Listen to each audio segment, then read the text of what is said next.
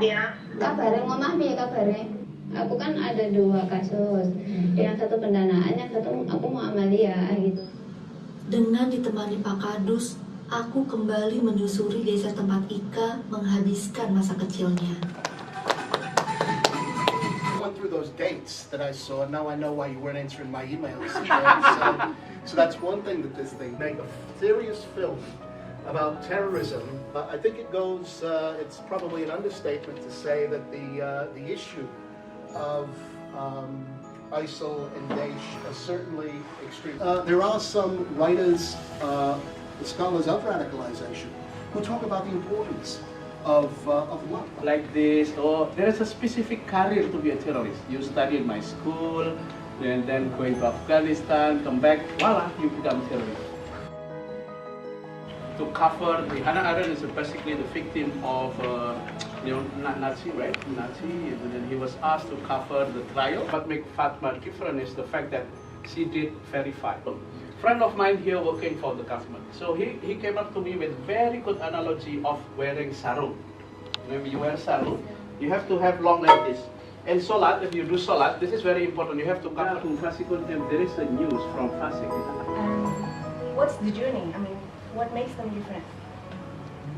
Why do you think that terrorism or suicide bombing is only happening in Islam? Like, I was a PhD student like yourself. Almost 30 years ago, I think. I was a student at Monash, and my PhD thesis was on terrorism. Let's do it to minimize, to stop this radicalism or what they have done. In the last 30 years, Israel government say that Hamas is against use of a woman as a human shield. And I think some of your earlier work and some studies that have just been released in Australia indicate that the social network around the individual has more of a role to play than their interaction on social media. Yeah.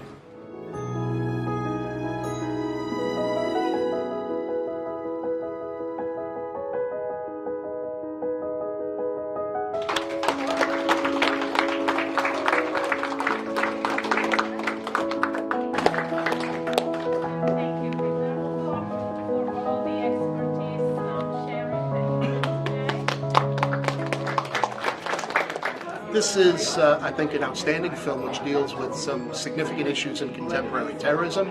First of all, I think it's important that we take another look at the phenomenon of ISIL. I also think that this is a film which deals very, very seriously with issues of radicalization, why people want to move towards engaging in acts or supporting acts of violent extremism.